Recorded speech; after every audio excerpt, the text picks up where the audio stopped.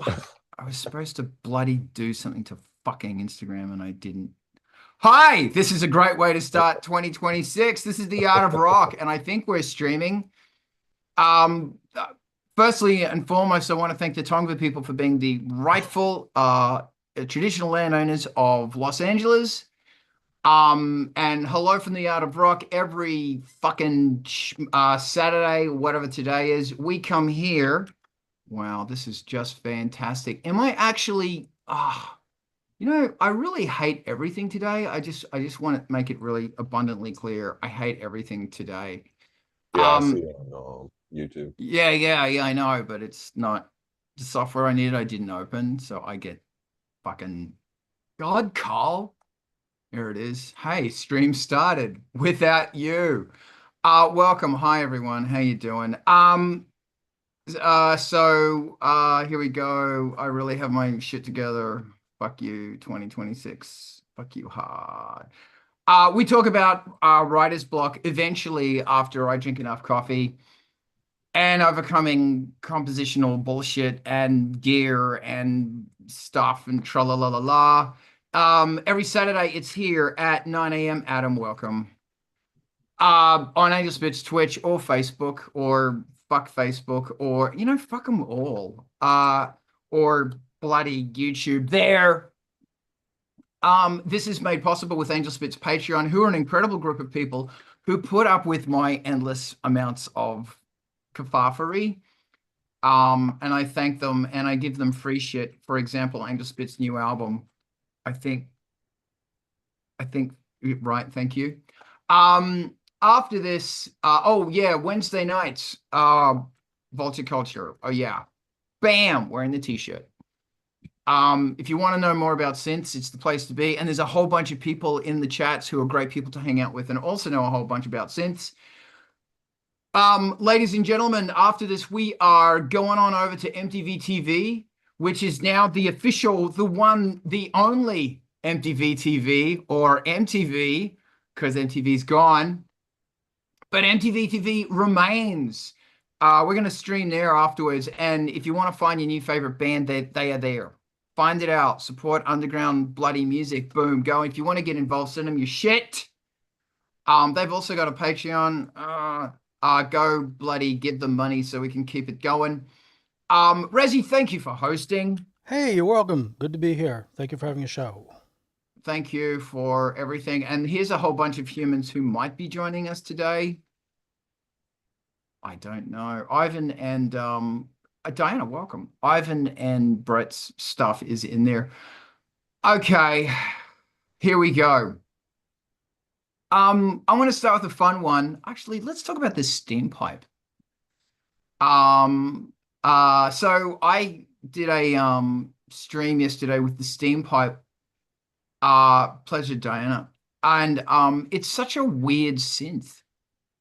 Um, it's it's based on Karplus-Strong. I said that wrong, I don't care. And it's the idea of basically a delay or a bucket brigade delay throwing a short piece of noise into itself a million Mm. billion times, and it's very digital and it's very wonderful. And you can do it with welcome DJ recovery rate. Um you can do it with analog as well. Uh but this one's very digital and it's got a great reverb built into it. Oh baby, oh yeah. And it's Erica Synths, who we need to look after that brand with 112 dB or something. Um so this goes back to a original steam pipe software instrument as a native. It was a native reactor ensemble thing, and then I think you can get it for different things, for different software terms. What's amazing about it is you turn a knob, like normally on a synth, you go, this knob does this thing. And I know what this knob will do because I've been using synths for long enough. But with this thing, it's like, I have no idea. Absolutely no fucking clue what is going to happen when I twiddle this knob. None. Mhm. And that's kind of fun because it makes it really interesting. I was actually thinking today, because in this live stream, I lashed out and I bought a little controller so I could play the fucking thing more. Because it's amazing. If you can't play shits easily in your studio, it's amazing that you don't play them. So I got a little controller and I jerry-rigged a little stand for it. And just so I could get in there and play the thing more. And I want to actually sit down and create sounds with it. And the problem I've got right now is the sounds that I am coming up are all very samey same. Big, massive, breathy fucking Ice Planet 9000 pads. And that's great because holy shit, it's a dark ambient machine. Although it does some really beautiful, crunchy, bloody bassline things on it as well. And instead of using steam or breath or noise to create that initial pluck of sound, which it then fucks with, you can input audio into it. So you can use voice or drums or all sorts of things that I've been fucking with minimal kind of success. It is the sort of synth you got to fuck with. And you've got to devote yourself to fucking with it. But I think it's really good. And my advice would be get the software. Something I was thinking about this morning is I want to start getting a librarian or something where I can start moving sounds across. And if anybody's bored and they want to look for a librarian for this thing, I would really appreciate it because it's a pain in the ass to program. Rob, I see your hand. Talk to me. Yeah, I was curious. You hear me okay? Yeah, I was curious yesterday. I was watching you stream and you had your microphone on and your headset and you had, I think it was a Mini Lab keyboard in front of you between you and the Steam Lab, Steam hamster. And with your left hand, you kept reaching down out of camera view, twiddling something. Can you explain to me what was the Mini Lab talking to? What was your vocals plugged into? And what was your left hand doing? And how was the Steam hamster involved in all of that fuckery? Can you keep asking me questions because I'm just setting up the fucking bloody stupid bullshit so I can bloody fucking stream to fucking fucko.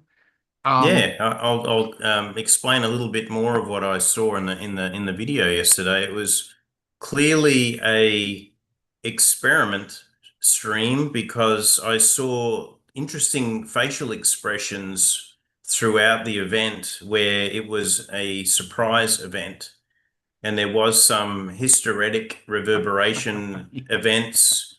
There were some unintended results which were quickly subdued, but it all That's sounded beautiful. like This is meant this is to great. happen. All right. Um, So answering your question, yeah, I had no idea what the fuck was going on. So I'm doing this thing now where I will set one of the sequences up. It's a Tip Top Z8000 and it's a matrix sequencer and it's really great because it's got 16 knobs, 16 steps, 4x4. But what you can do is you can say each going this way is going to have its own clock rate and each going that way is going to have its own clock rate. And then there's another one that's going that way and another one that's going that way. So it's kind of 10 sequences in one, kind of. And it's really, it's so much fun because I'll take the first three lines and I'll send them each to a different oscillator and I will pitch tune them to be, each of them is a different note. And because they're all moving at different rates and moving blah, blah, blah, the notes are ever evolving.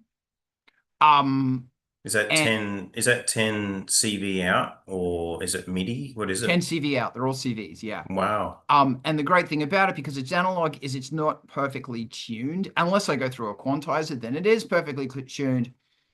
But what I was doing with this one is it wasn't perfectly tuned. And it was this kind of like a weird, very Ice Planet-y kind of scale. And the great thing about those scales is that there's some really interesting dissonance when the notes start crashing against each other. So that was also going into the vocoder. there was a vocoder. I don't know if anybody heard the vocoder. Got to work on my vocoder skills. Oh God, this is a part of a rant. So down, The vocals sounded really good. Were so they you, going through the vocoder? yeah, Yeah, partly. okay. Okay, so here comes a rant. And so can somebody remind me pre auxiliary versus post auxiliary? Can someone remind me that, please? Brett, give me a minute. I'm going to go on a rant. So this is all coming down to I bought some new gear because honestly, I needed a tax dodge. Thank you, and a financial year, whatever. And one of the fucking pieces of gear I got was from this new company, and they're great, and they're in Seattle, and it's a power, really well placed power, 2.5 amp modular power for like $125. It was fucking a deal. I was so excited. But of course, you know the little notch in the cable plug thing that you can only plug it in one way because it's red stripe down. Well, the fucking thing is upside down. So the red stripe's up. Doesn't matter how you jerry rig it, the red stripe's up. And it's like, well, fuck, I can't use this. I don't know what the fuck is going on. Is this some error? Did I get the wrong one? What the fuck? And of course, because it's the festive season, no one's answering my bloody emails. But anyway, I digress. Down here was a Toria keystep something that I've had a million years, and one of the C's is broken, and I have tried to fix it, but the fucker won't fix. Playing the trusty, beautiful fucking Dope for Dark Energy, trusty fucking fat bass line. But that was also going through the Dope for frequency shifter thing, the Bode Dope for, and mixing with itself and fuckery. So I was trying to make these great, big, beautiful Jean Michael Jarre Oxygen 3, I think. That bass sound. God, all I want in my life is that fucking bass sound. If I have that bass sound, I will be happy. But of course, no. So that was fun. And so all the modulars are doing all of this kind of basically self-generative stuff. And earlier in the day, I also finally fucking bit the bullet and I got a touring machine. I fucking love that. From this same company, which is called Life After Audio, Audio After Life, Audio, something like that. Really well priced, really well thought out. No manuals. These guys don't ship with fucking manuals. Don't assume we fucking know, because is the touring output quantized or not? Because some of them are quantized and some of them are not. Anyway, but it's fucking great and I really enjoy this company. But so that's what was going on down there while I'm actually playing chords up here. And it's interesting that I got a MIDI fucking Ulterior Mini Lab something with a bunch of knobs, and it's this little fucking thing, and it's all good fun. It doesn't have CV outputs because I did that on purpose. But what's interesting is what you normally do is you hit a big chord, and with your little finger you hit the hold button. Awesome. Then you hit the next chord because the chords are really slow coming in, really slow coming. Then with your next, then you hit the next bunch of chords, hold button's still on, and then there's this clash. You turn off the hold, you hit the hold again. It's like a sustain foot. So it's for that moment of tension release going into the next chord. And because the chords are non-diatonic, i.e. they're not in the same key, there's some beautiful semitone crushes going on, like,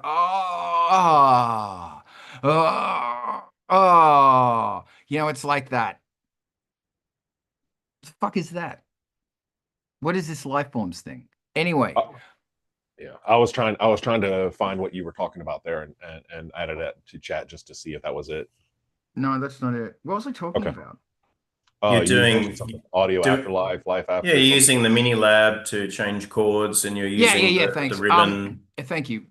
But anyway, so what was happening is that the hold button, when you turn the hold button off, it sends an all notes off signal. As you know, like with the sustains don't do that. So that's controller 123. Who gives a shit? It sends that. So like I'm setting up the next chord and then pop everything off, and it's like, oh, you can't. So it was a really fun, interesting thing. Um, yes, that's The right, Diana, and the and fuckery. and the mini lab goes through USB, not through MIDI cable. So you, No, it is. It's MIDI. oh, is it? Yeah. Mine's US MIDI over USB. I'm not using the MIDI over USB. Oh, Oh, because we're that's talking about the, fancy. yeah, I know, very fancy schmancy. Well, because I've got a thing about archaic technology, which we'll talk about in a minute. Um, yeah, I honestly I don't know how to because I don't know if the steam pipe, and I Googled it, like if I'm going directly to a synthesizer, not via a computer, Uh, which is one of also, it was like I know that's a short form, but it doesn't fucking matter to me because well, it's a you could have filtered out that CC code though if you did go through a computer. I could have, and I am assuming it's a 120 a 123 thing because a lot of fucking synths don't listen to 123 anymore. Hmm. But nevertheless, you are correct. I could have filtered that out. Um, we're going to talk about his Ivan again. Did I answer your question? Yeah, you did. The left hand was Playing bass. yeah, and you had I saw the 10-way thingamy-bob sitting on the side. Yeah. And the mini lab, I could see, and you were using the ribbon controller for resonance or what have you. You're also controlling the frequency of something as well at one stage. I didn't actually see you from the camera view. I didn't actually notice you touch the steam hamster. Didn't touch the hamster at all. Okay, it was Um, all mini lab. yeah, and there's also controllers built into it, but of course I didn't touch those. Although I couldn't get the controllers talking to it only because I'm an idiot and reasons.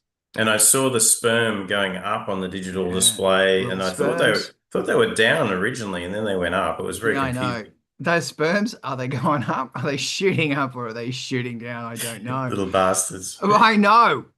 But the and that was the other thing is that the steam hamster's got a um when it tells you what polyphony is being played, and because it was showing me the steam sperm, the hamster sperm, I wasn't looking at that. I had to like twiddle a knob.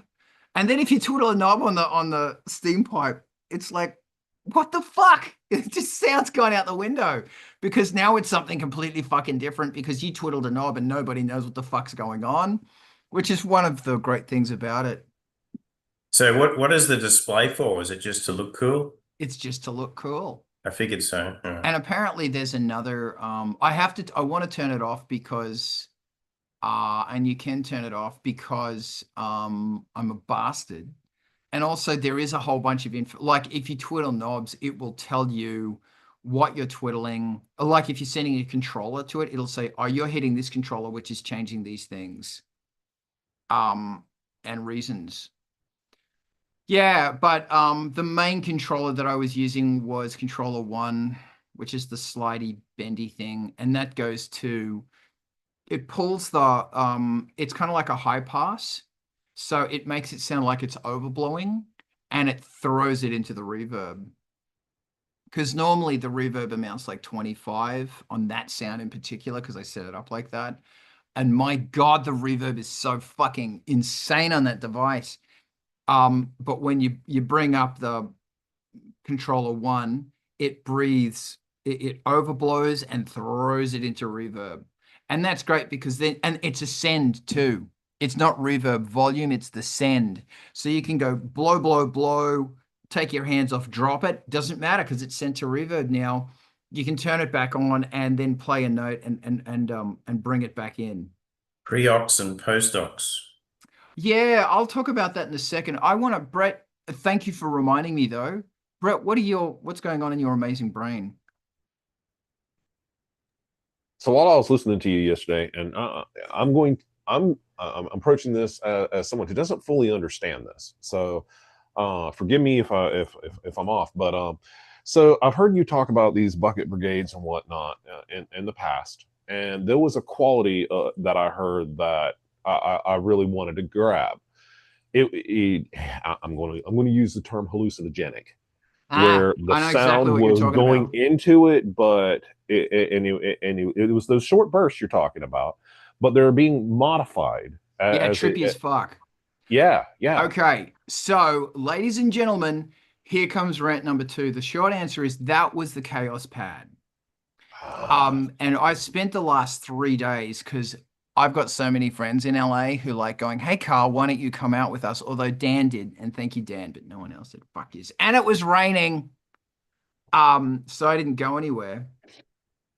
I've spent the whole like because I had this Lexicon LX200, great machine, reverb, but I've decided to sell it. Um, I've got the Korg SDD 1000 delay, which was partly that, which is fucking awesome. And I've also got the Chaos Pad. So I've got these 3 things that have been sitting there and I've never been using them. So what I did is I went through the O2R mixing desk has got 8 sends and 8 auxiliaries and 4 effects units that are very usable.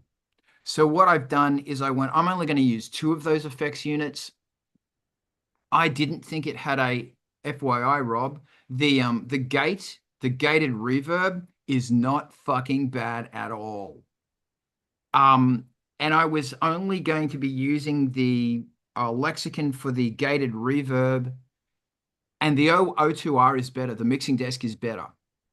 And I was also going to be using it for the tape delay, but the tape delay on it is crap. When I say crap, that's maybe it's not fair. It's very nice. The tape delay on the Chaos Pad, just like everything on the Chaos Pad, is incredibly nasty. It's such a nasty fucking instrument, and it's got like it's shitty, but it's so good. So, and it's all like, I think it is 16-bit 44.1, but it doesn't have a lot of memory, and the tape delay on it is so good because not only with your little fingers moving around, you can increase the speed, and as you increase the speed, it gets more weird and fucky, but you can increase the speed, the feedback, and it can go to infinite feedback. And Which Chaos Pad are you referring to? 3. Okay. And it's actually delay number 14 and delay number 15. And delay 14 is the tape. I wish they had a couple of tapes, but they've only got the one. And delay 15 is the dub. So it's got that classic reggae dub, which is also a tape delay, I think. It's also got Bucket Brigade, Springs, and other delays in it that are, and because of the Chaos Pad being the Chaos Pad, it's nasty and it's so fucking good. And it's nothing else. But anyway, the other thing you were hearing with it was the Korg SDD 1000, which is a poor guy's Lexicon PCM delay. I fucking love it. Yours can fuck off. And if you set it short enough, apparently it's the Edge's favorite guitar fucking delay. And if you send it short enough, it makes a wicked flange. Then it becomes a beautiful chorus. Then it becomes a delay. Then it becomes nasty because it's only 8-bit. And it's 8-bit 22K or something really super shitty. It's early 80s. Is that in the DSS-1? Is it? I think so, yeah. Oh, there you go. Yeah. Well, I got to tell you, I do love, but the DSS-1 I thought was stereo. I thought it had stereo. The Bucket Brigade in it was, or the delay in it's stereo. Look, I don't know. 2 channels. Yeah, they call it stereo, but it's 2 separate delays. This one's mono, and it's so. But it's just been sitting there gathering dust because I didn't have it plugged in very well. So, actually, so that answers your question, Brett. It's a tape delay, and you can get a bunch. Like obviously, the space delay is the classic delay thing. Alex on Vulture Culture did the Moog one's got a pretty fucking good tape delay on it as well. But I'm going to go out there and I'm going to say the Chaos Pad's better because it's actually worse. There's some great analog emulations of the Roland classic Space Echo tape delay unit or whatever. Alex did he did a really good on Vulture Culture. If someone wants to give me that link on tape delays, to get the sound of the original Alien movie, that creepiness of it. Because when you watch Alien, it's like pluck of a string.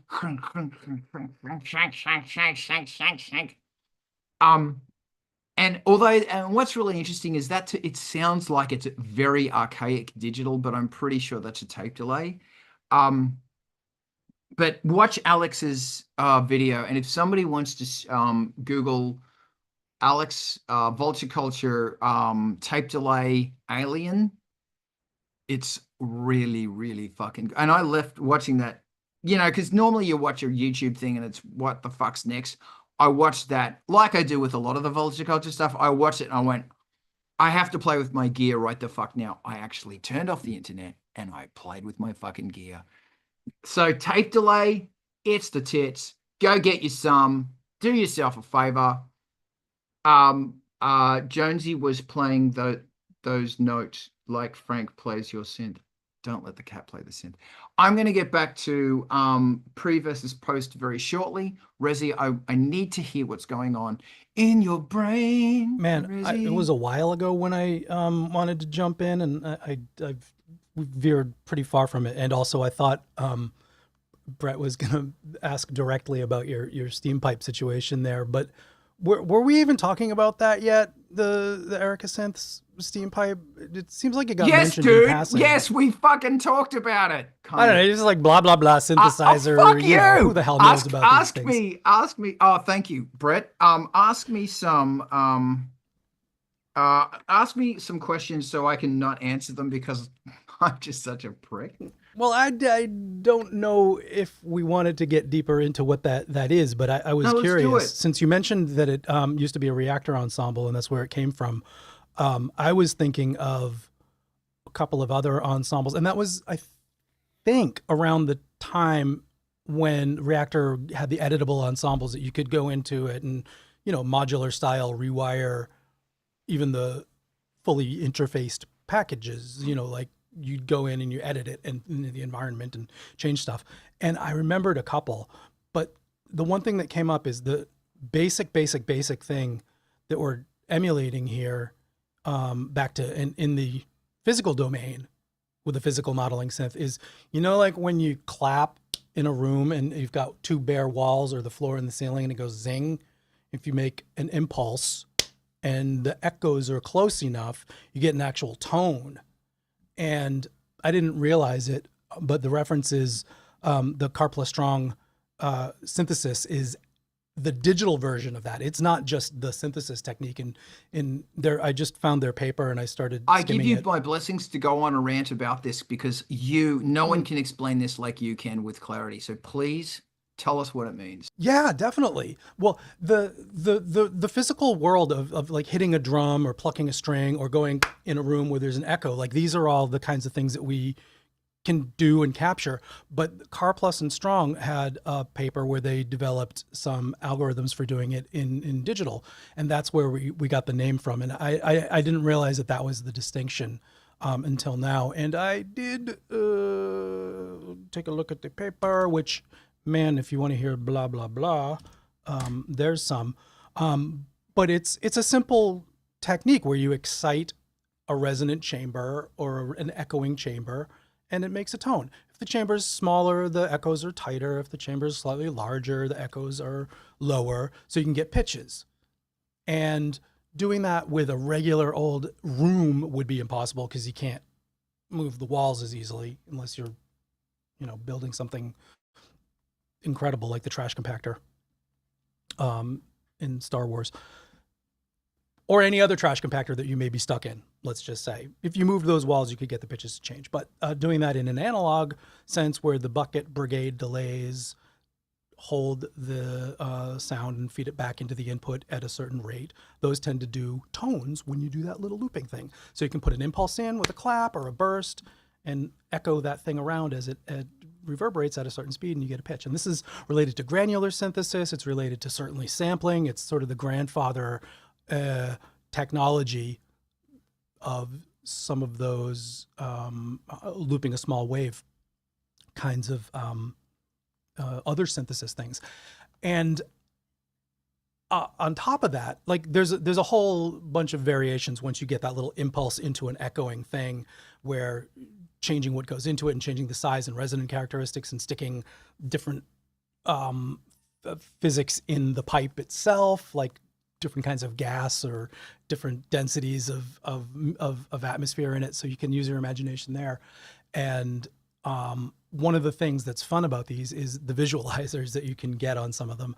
And I remember there being related but different, one called Space Drone that was one of the ensembles. And really cool one where there'd be a cluster of tones and you could space them out and change how they moved around in pitch and how they changed in volume. And that was another one with like sort of a very basic novel technique of sounds interacting with each other. Totally different approach, totally different sounds, but the two of those together with a pluck and decay from the steam pipe and these long sort of ethereal and ghostly clustered tones from the Space Drone, and you had a very interesting stack of I don't know, you make some really original sounds. Plus the Space Drone had a cool UI where you could see what the clustered voice oscillators were doing. And yeah, I just remember having a real fun time on a couple of songs with those.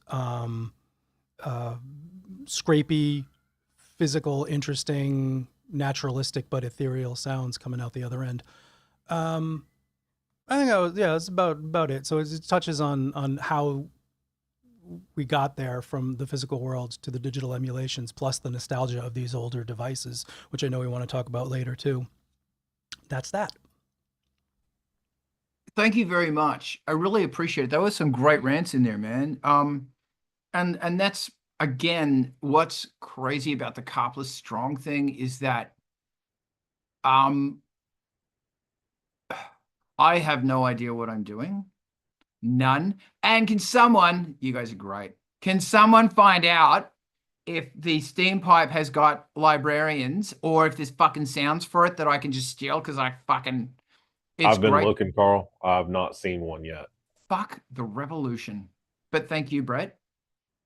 Yeah, it's oh, maybe there's a group or something I should join up with. I don't know. There's therapy for that. So yeah, and it's a great form of synthesis because I don't know what I'm doing, and that's such a wonderful challenge for me. And then I want to talk about DMX really briefly.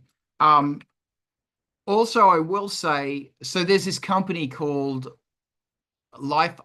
Afterlife Audio or something.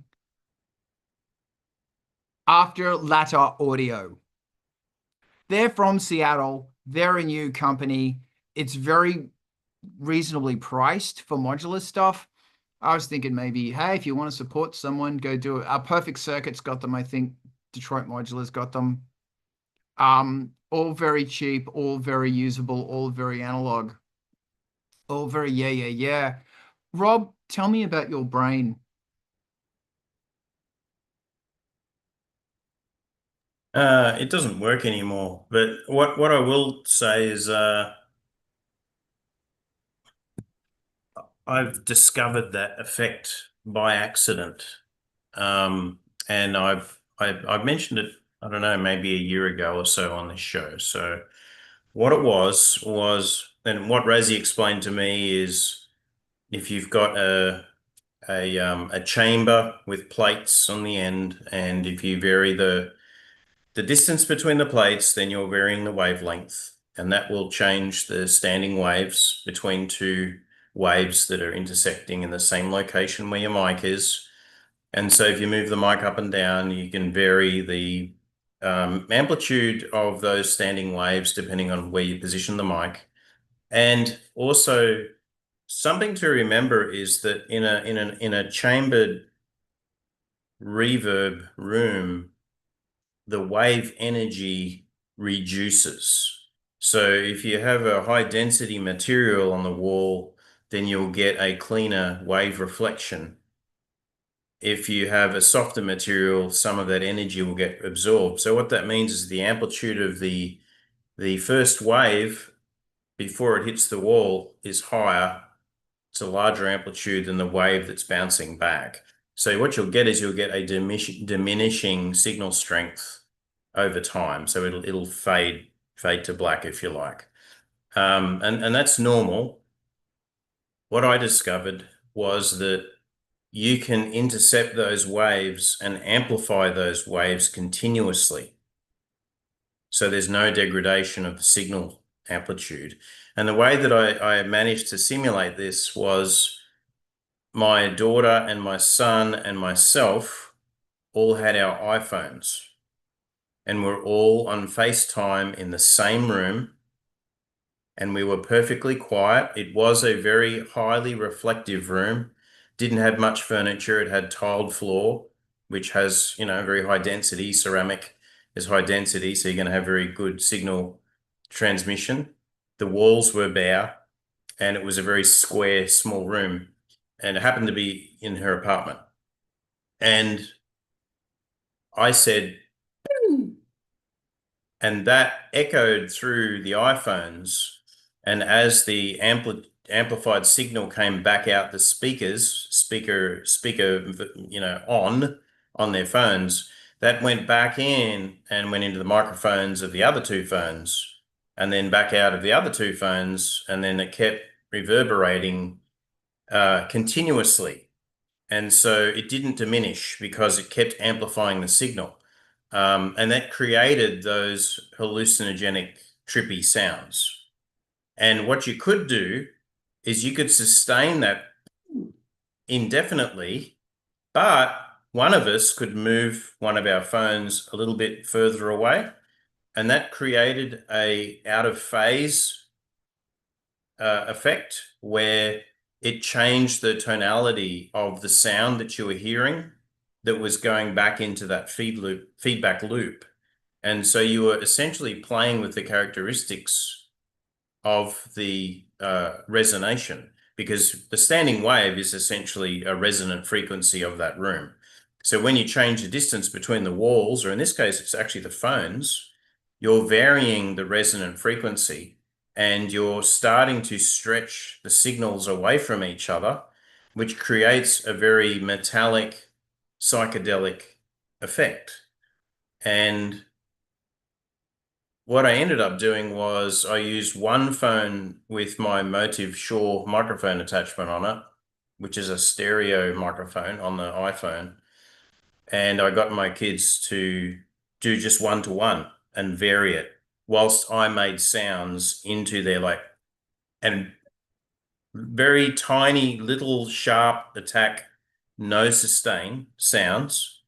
And those resonated between the iPhones. And as they moved them apart and drew them back in, it had all of exactly the same sound effects, if you like, that you've been talking about. I did actually record it all. I'll drop a link to it. But that's all my brain says about that. I approve of what your brain says about this. It's bloody great. Does anybody else have any ponderings about, oh my God, what the fuck? Or am I okay to talk about pre versus post? Okay. This is a remarkably boring thing to talk about, but I'll make it as entertaining as I can.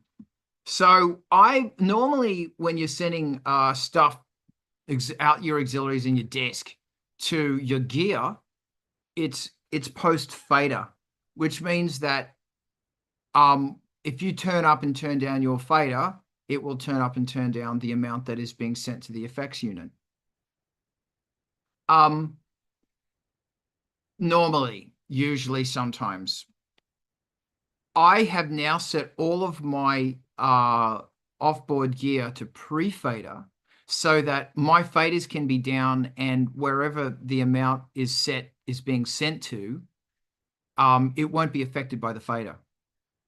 And I've done this because there might be times when I just want to hear the effect and then I want to bring the sound in up under it. Like I was mentioning the Korg SDD 1000 very old delay unit thing.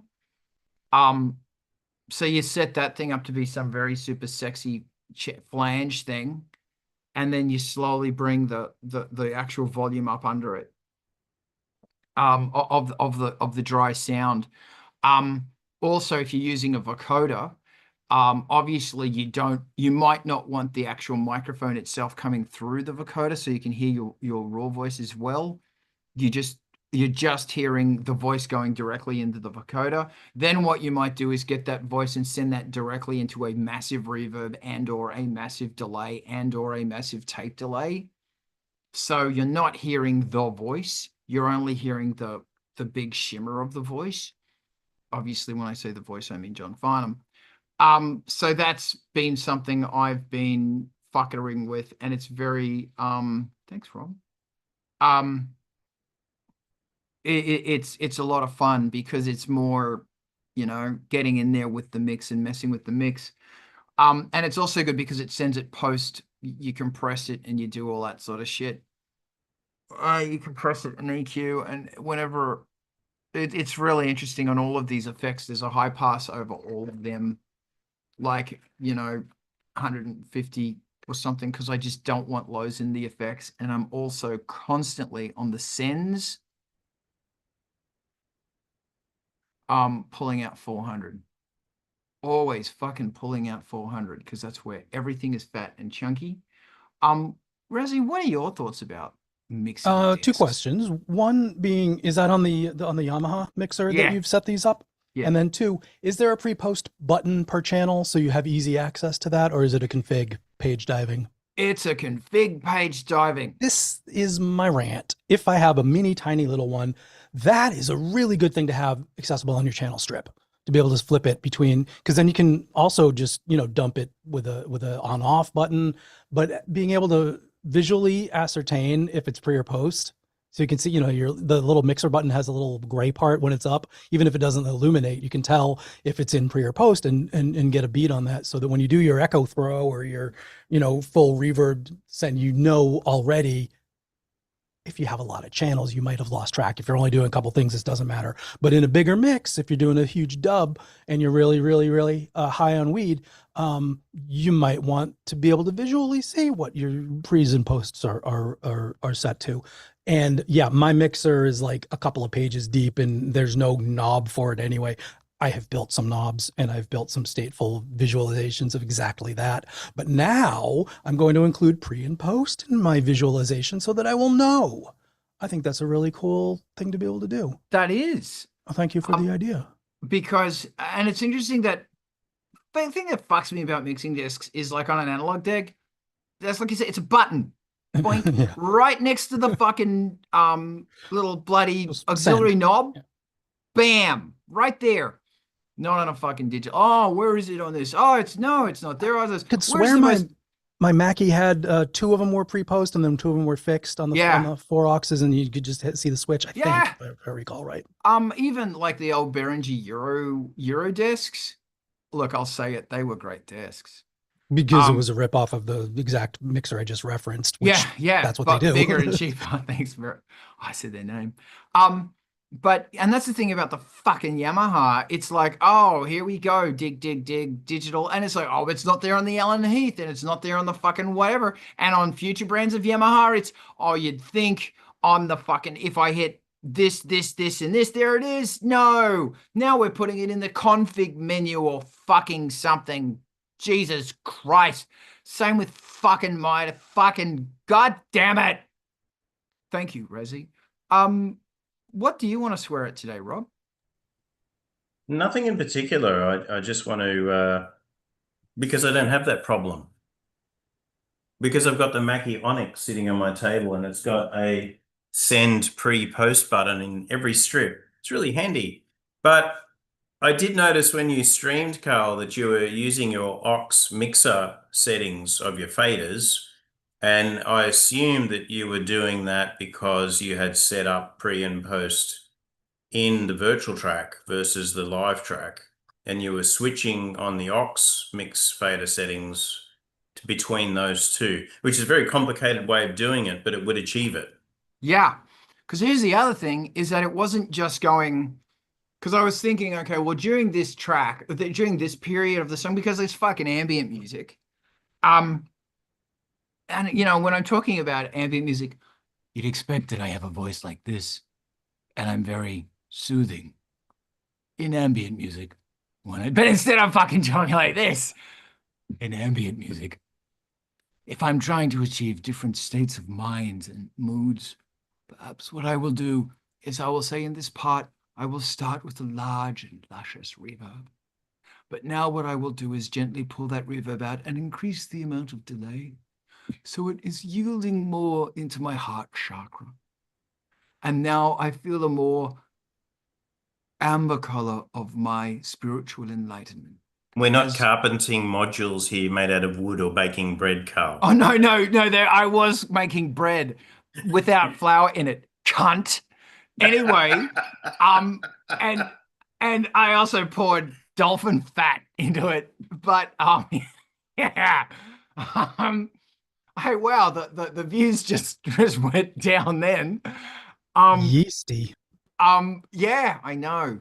But anyway, but that's the thing, is that I was thinking, okay, in this part I'm going to push in delays, and also and now to bring up the boost, because Mark was kind enough from Raven Sage, get the name right, Carl. From Sage of Ravens, thank you, Mark, was kind enough to send me his Rhythm Wolf, the Akai that everyone hates, but I actually really like it. The snare on that is fucking great. The kick's not so great, but you can use it. The hats are fine. It sounds like a fucking 909. And the little rhythmic book thing, it's great. Everything's going out the one output. It's got quite a usable distortion on it. The groove on that thing is fucking dope. It's really good groove. So I can link that to the BeatStep Pro via sync. Tight is a very tight thing. Oh, that was close. But yeah, and then what I would be doing is, instead of actually just using a little drum beat, I would be sending that into the vocoder and also sending it to the tape delay. So you're not hearing the drum beat, you're just hearing the tape delay chatter away. And then you might bring it up in the on the Korg SDD1 that's got the crazy flanger thing going on. So there's this thing, and then you might say, okay, now I'm going to pull out all the reverbs, and now I'm just going to do this thing, and now it's going to go into a chorus section. So you were using the faders to move some of the existing tones out through another device and amplify them a little bit and sustain them, because it was so subtle that when you were fuckerizing with the aux mixers fader settings and thinking, oh, that's not the right one, and sliding one up and down, it was really subtle. Like you really couldn't tell. But then the sound would keep going. It would just sound a bit different. And it's like, I think he's chaining something through effects because it's lingering with a different smell. Yes, it is lingering with a different smell. And in hindsight, probably what I should have done is set up this is the reverb mix, and then set up, this is the delay mix, and then gone into the masters and just drop the volume on the return of the effects. And if you're interested, give me 30 seconds, and I just want to plug another fine American, not that one, another fine American company called Noise Engineering. I am using their reverb, which is, I think it's the best fucking reverb I've ever bloody heard, and I've talked about it quite a few times. So that's the Noise Engineering Des Modus Versio. Why can't they just call it reverb? And then I was also, I guess because it's not, it's just a reverb on acid. And I was also using the Noise Engineering Melodius, which I think means badger. Versio. They're such a funny bunch of guys. and girls and peoples. So, and the great thing about this thing is that you can be definitely radio. Hi, welcome, new face. I'm Murali and radio. Welcome. There and you can be controlling, and you can get these guys as software as well, so you can get them as plugins. They're about $50. Boom, supporting an American company. Go get them. But the melodizio, the fucking delay, Mel Otis Versio is just balls, because you can be changing with control voltages, and it's really beautiful, seamless. It's not like crunk, crunk, crunk. With both of them, you can be controlling, putting an LFO into it, and it's changing this thing or changing this thing. And it's incredible. Like, normally LFOs set and forget. Don't worry about it. And that's the thing about so many effects, is that, like, if you've got a bucket brigade delay and you want it to sound insane, you put the tiniest LFO that's changing the pitch on it. Tiny, tiny, tiny. Same with the chorus. Well, that's kind of what a chorus is, but you just get in there and you fuck with it. And when you start doing that with reverbs, you change the nature of the game. Like, you can go in there and you can say, with a reverb, you can say, it's going to go from dense to sparse. So you're going to actually hear the reflections, and then it's going to merge back together. And if you keep doing that sort of thing, or if you're turning up the wet dry mix, you're just oscillating slowly that wet dry mix, so it just keeps coming in and coming out. Fan-fucking-tastic. Or you put an envelope into it, so it's like ducking with it, with the kick or whatever. Brilliant. But that delay, the Melotus Versio, fuck. It's great because you can throw something into it and it's not going to bounce back to you for like 2 or 3 bars later. And then, because I've got it set up it can either go forward or reverse, so it's sort of like random mode. It's just great. It's so good. And it's also beat synced, obviously. But I've got it set up in such a way that there's an LFO that's going, okay, now it's a 16th, now it's a dotted 8th, now it's 7/4, now it's dotted, and it's slowly moving through all the different timings of the delay. So if you've got a delay, even if it's a plugin on your computer, automate it, find things to automate it. It might be the tone, it might be the placement, the pre, the post, whatever. It starts to breathe, because it's not just a user standing in the middle of the room listening to shit. Now the user starts walking around, and that is something I love doing, is that when there's a sound right here, now we're going to throw it back into reverb, and there's more and more reverb, and now I'm coming in close again and the reverb's behind me, or there's no reverb at all. It's fucking great. How well I didn't answer your question, but thank you for asking the question. I'm a horrible man. No, I'm a horrible man. You're a great man. Rezi, do you want me to not answer a question? Yeah, I could use that. That'd be helpful. Not helpful. But I had a couple of thoughts on that as you were not answering the question. The first of maybe 3 being, and feel free to take this off air, first time caller. How many things do you have as targets for your aux sends? How many aux sends does your mixer have? How many of them are on the channel strip as knobs? And Rob mentioned that you're using sends on faders, which is an interesting concept that I don't think we touched on. But if anybody was wondering what the fuck we're actually talking about and is still listening at this point, but yet wondering, you got your synth, it's got a little volume fader. Hey, now it's loud. Hey, now it's quiet. You've also got, I'm going to send it to my reverb. I'm going to make it loud, send it to my reverb. Now it's reverberant. Now I'll turn the reverb back down. But we're making this gesture when we talk about sending to the reverb. However, a lot of mixers, especially ones with motorized faders or virtual faders that can adopt a new position, you know, a little button, and that button makes the fader become your send to reverb instead of the knob. which can be very useful if Carl answers, I've got 1,000 sends and 100 different things connected, and my mixer only has 2 knobs. Then you can maybe bank through and have your faders become the send to reverb, send to delay, send to other reverb, send to distortion unit, send to reversing source of confusion. So talk about that. 40. Oh, I've got some analog digital inputs as well that I'm not using, but in total 40. In a live stream, I will probably have, not counting the effects, maybe 8 inputs.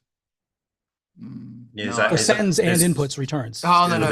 There's 8 physical and a total of 40 virtual tracks. Yeah. Yeah, well, yeah.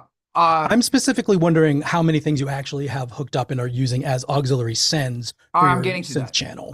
So there'll be, actually, I'll say when I'm doing a live stream, there's probably 16 incoming audio signals, and there are out 8. They're going via the omnis. Who gives a shit? 8 auxiliaries, and they're all mono.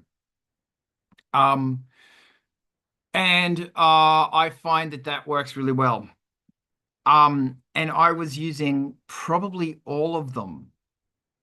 Definitely, I was using all of them. Actually, no, I wasn't, because I've got the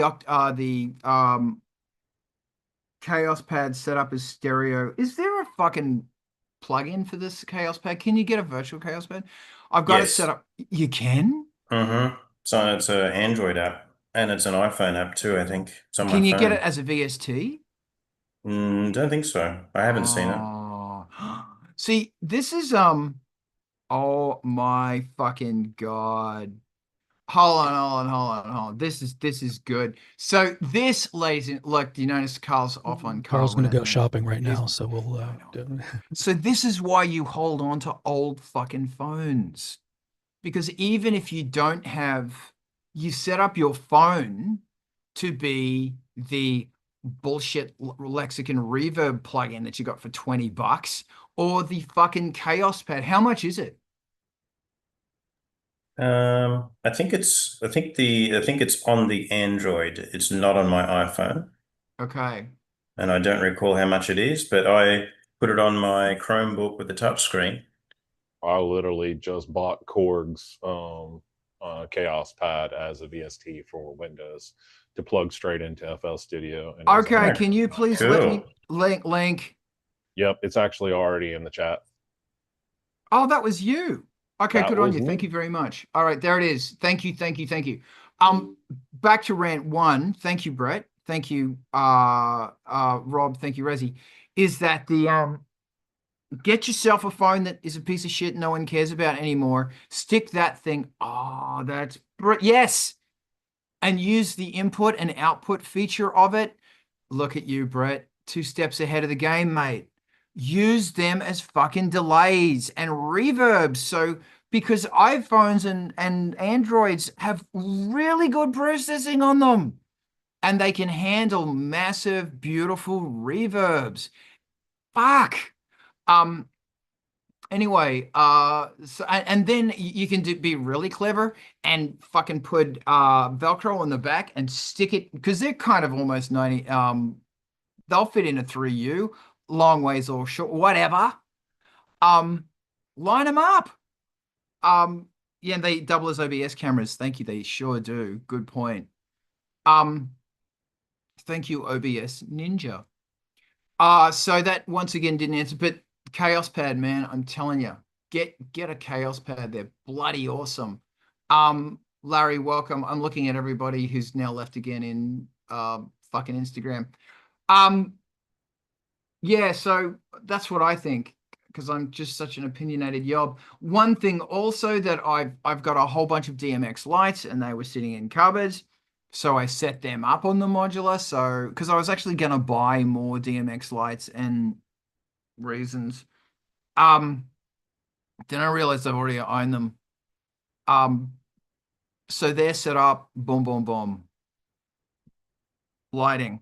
Because I said this the other week, but a very good friend, Matt Richter, who's in, and Adam, who work at the LGBT Center with me, who are both the most incredible lighting designers, said And this was the fucking best advice I've ever heard for lights, because I just don't understand lights.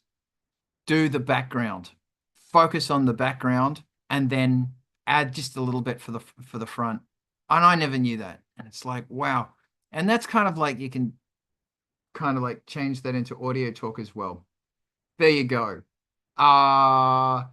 Does anybody else want to continue on this very strange abstract conversation, or do we want to talk about the romance of archaic technology? Oh, Raziel, you said DMX, so before we oh yeah, although honestly archaic gear and DMX may fit in really well together, are you using a DMX controller and devices to do your work, not a piece of software on your computer? Yep. A light board. What do you have? It's very, very, very, very, very, very old. In fact, I've had it since before I came to the US, and it's gone live every single time with Angelspit, and it's a piece of rubbish. Chevron, what's that band? Chauvet knockoff. Yeah. MIDI in, and each note will change the scene of it. Fucking awesome. But it doesn't fit in a 19-inch rack. It's just too wide, like this much. And it's like, anyway. And it's your MIDI in, but it's also got a bunch of faders, and they still work amazingly. But you can also get much smaller ones these days, which are great, and they're MIDI/USB control. Look, there it is. I've had mine sitting here next to my desk for like a couple of months, or maybe more, since last time we talked about it, and I've got at least 2 DMX lights that are just sitting there waiting to be plugged in, and this would be the USB to DMX box with MIDI. That's great. USB to DMX, you can do MIDI internally. I want to do something with it. At least turn the lights up and down, or change the color. Yeah. Well, I mean, like, and it would be really interesting to see, is it looking at scenes that the software is pretty sophisticated. You can do something like place the basic stuff that comes with that kind of box. And this is now 6 years out of date last time I dealt with this, but if you wanted to place the lights in a 2D grid and then put a GIF or a video behind them, you could do the RGB values as if they were pixels on that thing very easily. Not if so. I had these RGB par lights. I had a stash of them, and I was doing like, a swirl or whatever color gradients and stuff like that just by a looping GIF or placing them over a video. They'd be sensitive to the pixels that are aligned with where they are in space on that grid, so you could theoretically do a very low res pixel display or something like that with DMX fixtures. That's brilliant. Okay, there you go. Because in some, you can also get control voltage to DMX. Because you can go control voltage to MIDI, so obviously you can go control voltage to DMX. And what that is doing would be very, very curious to me, because, like, what the hell is that controlling? And it's only got one input. And it's like, what is that? How, what? I don't know. But I thought and then there's more expensive versions you can get that have got several different channels. I don't know. Whatever. I mean, the DMX itself is limited to 512 channel devices, and then something like, I don't know, an IntelliBeam or whatever I'm stuck in the 90s uses up 12 channels for iris, color, brightness, shutter, so you end up using channels. So you have these separate DMX universes, but there are like newer protocols, ArtNet, and I'm still stuck 6 years behind on these buzzwords even. I would imagine most of the RGB controllable lights by like Amran and newer Chinese companies have their own Bluetooth lighting control set up, so they don't even get involved in DMX. So it's like there's all these crazy, as many channels as you'd eat up in DMX with separate universes. You've got sort of unlimited channels because each addressable RGB bulb or fixture has its own Bluetooth connection to your master controllers. It's kind of crazy. Wow, Bluetooth. And so the thing I've noticed about DMX is it's usually red value, green value, blue value, then something clever. So if it's got these built-in little cool, clever things, the light does, and then sometimes the flash and or speed of that cool, clever thing. But anyway, I have much to learn.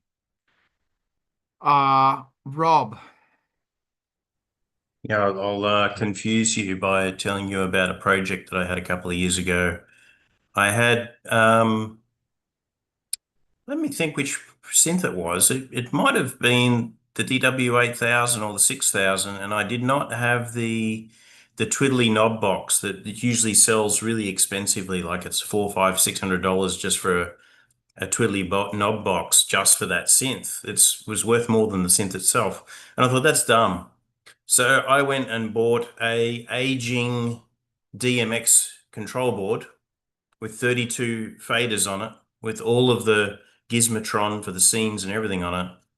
And I took the DMX connector and I plugged that into a Raspberry Pi, and I mapped all of those faders on the DMX to MIDI channels, so I could control everything in the Korg DW6000 and 8000 with that big mixing desk of faders. I basically just hijacked a massive, robust 32 channel DMX control board specifically to use it for controlling all of the parameters I could possibly ever want, and just save off a template file in the Raspberry Pi. So that was a weird thing I did a while back. The downside of that is those old DMX controller boards are very heavy. They use a lot of power and they make a lot of noise. They're not really your friend. They take up a shit ton of space too.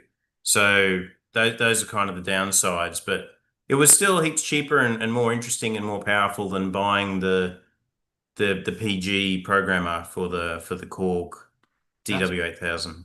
That's brilliant, man. What I've always wanted in that's brilliant. What I've always Because then you can perform with it, right? You can do shit. None of it's automated. But if you've got a good DMX board, it obviously is automatable with your scenes and how your transitions, and you can program the codes to whatever you want them to be. Sorry, Carl. No, that's good. Adam is sending some really great information here. Something in the chat, by the way. Thank you, Adam. One thing, and Raziel, I saw your hand. Give me a sec. One thing I've always wanted, like the DMX controller, if you hook it up, it will play, each note changes the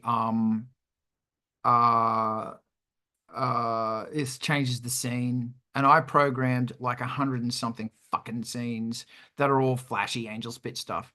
What I've always wanted is a DMX controller that's got a polyphonic input, and it's got to be MIDI.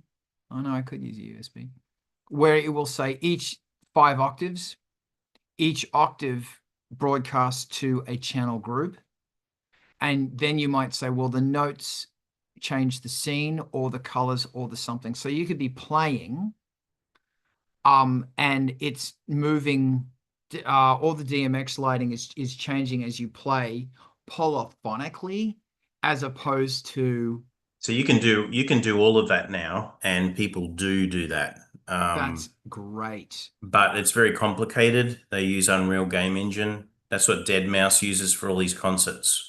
It's got a massive DMX project in it where you can simulate your entire DMX lighting setup for a stage. You physically put all of the right cans and, all the flashbangs, everything that you want to control on a physical stage in virtual reality.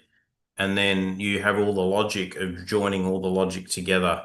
So if you wanted to count one step every 8 notes or something like that for every individual channel, or use digital signal processing, yes, you can do all of that. They do that in Unreal for stage shows today. And the reason why they don't use Bluetooth is because as a source is because of the time synchronization with video. That's still like SMPTE, the new version of SMPTE is trying to fix that. Yeah. Wow. Fucking fascinating. Okay. Thank you.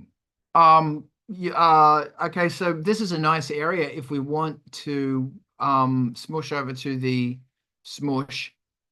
to the romance of archaic technology. I had a different topic, and it might be the same topic. Tell me about your topic. It's got the same name in it. Romance? Yeah. So did a funny thing the other day. I opened Spotify, and I haven't opened Spotify for a little while, and it gave me my 2025 Wrapped, and it said that my listening age was 75. And I might have said this last week, that where do people go to find new music to listen to, right? And I thought, okay, maybe I should start right here in Spotify and start listening to new stuff. And it gave me a really good recommendation. Um, there's this performer that it came up with called Shriek, and the second track is called New Romantic Circuitry. And I listened to all of these tracks. I was still listening to Dead Pilots this morning.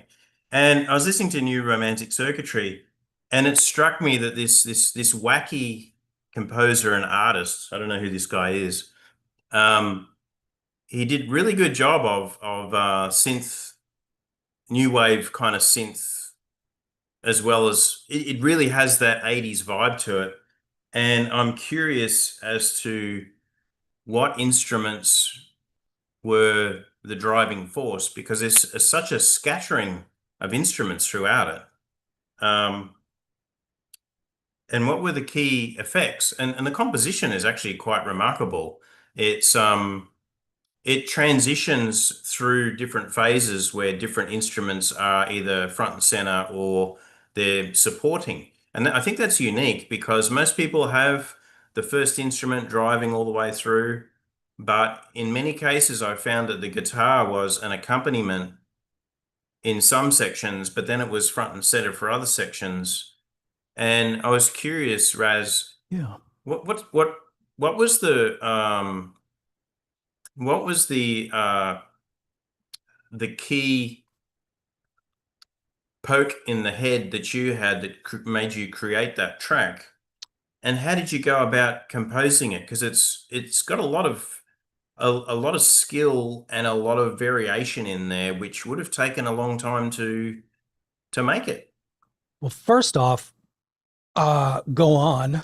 Thank you. I appreciate the attention and compliment, and your insights into what you're listening to make me even more excited to answer questions about that, because it sounds like you know what you're talking about.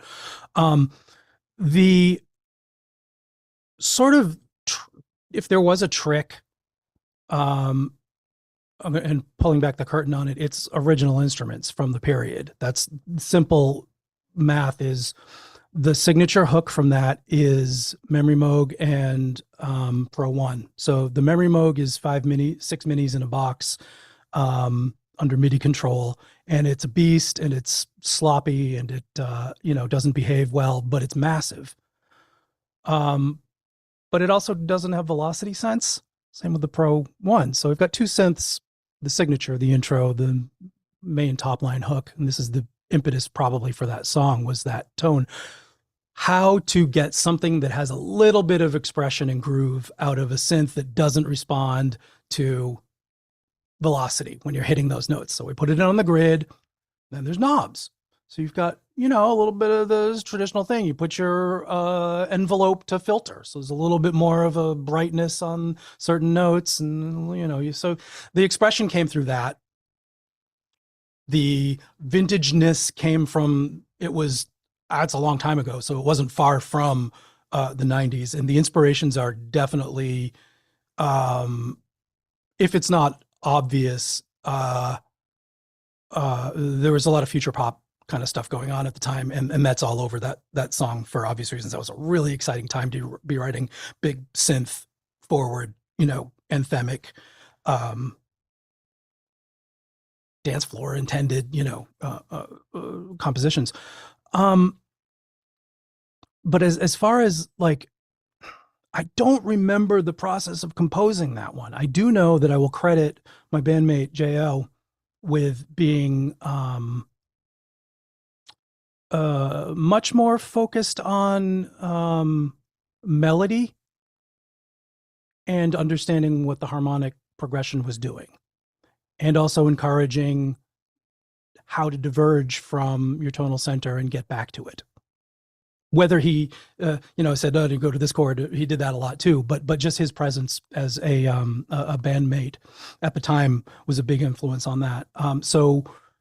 Although I don't remember how exactly I came about the parts of the song, it felt really natural, and it was one of those ones that worked faster. And there was a lot of, this is the first time I'm using that particular chord progression, and you can't use that twice in your career because it's one of the pop basic chord progressions. So if you use it twice, then maybe you're a band that is like the Cult and you just use the same chord progression in every song. Whereas this one was like, okay, that's a big, pop anthem. So I wish I knew exactly, where the composition tips and method came from, but we were definitely listening to a lot of the goth club, goth industrial future pop bands, and Peter Gabriel and Bauhaus and the Banshees. And I really felt like it was when you get inspired to make a song and you lay down the first few bars, it's almost like you immediately know where the song is going to go. And you're able to go and lay it all down very quickly because you feel that's where it needs to go. And that feeling, that channeling of those other influences really shows out. Where the cool thing is the audience, or me as the listener, I knew where the song was going. Yeah. And that's magical. That means that you're nailing the composition in a way that the audience appreciates. Now, I'm also chaotic. I'm chaotic evil with composition. I like to change things in a way that people don't expect it and really fuck with their brain. That I enjoy as well. But what you did was you really captured the song structure of where it was going. But what really got me was the amount of effort and finesse that went into the instrument balance in each section. And the mix was really good too, by the way. Thank you. I was fascinated that you must have spent some time getting it right. That's the other thing. You had the core song structure probably fairly quickly. For sure. And that was stuck in my mind as you were saying it before too, is the album we did before this, we did demos and then went to a studio and recorded it, like with isolation booths and mixing desks and a mix on the, it was a different process. This one, I took the same amount of money and bought the Mackie 32 8 and had a nice mixer to start with. And that was right when the changeover from having to use analog tape to being able to do this on a DAW to 2-track, like we had enough power right at that moment to switch over from thinking we were going to go to the studio. So we had a couple of years to sit there and just do the album. Like we were working on it every night for a long time, and we didn't stop until it felt like it was done. So we had in linear fashion, like song by song by song, starting from rough sketch to finished thing. This can take months and it's weird, but it worked out for a couple of the tracks on that. So taking the time was taking the time. That's like literally, we just spent a lot of time with it. And I didn't sleep or, do anything with people or like go outside, and just lived in it. I remember. And musicians tend to be perfectionists. They become anal about their work until they've got it right. So, and that takes patience, especially if you're not one of those type of people in the band who can afford to sit around for hours and days to get it right, and you get frustrated and wander off. But what's interesting to me, Carl, is if you put the time and effort into that retro gear, there is a huge leap between, I would call it improv garage band jamming sessions, where you do create that initial inspiration where everyone vibes, everyone knows where the song's going because it's in their blood because of your influences that you share. But the amount of time that you spend on finessing really is important, because it separates you from being a 70s crash band to a refined 80s new wave pop band. That was I think the level of professional element that the labels brought in to some extent was trying to be better at everything and refining it. I'm not going to say over refining because I wouldn't say that. It's really perfecting it and in getting it nailed. Something that happened to me the other day was I got my ARP Odyssey back from Vulture Culture, and I plugged it into the amp in the basement, and I said to my daughter, I want a lower tone than this, but the keyboard on the ARP is small, it's limited. So I plugged in one of my guitars and went right down to the bottom octave and hit the lowest key and shook the foundations of the house to death. And I thought, fuck me. When people are using the axe or using the ARP Odyssey on stage in a band, they adapted to those retro gear synths as they were, and they twiddled and fuckerized as they were. How many things can we do with that retro gear today that those bands never did?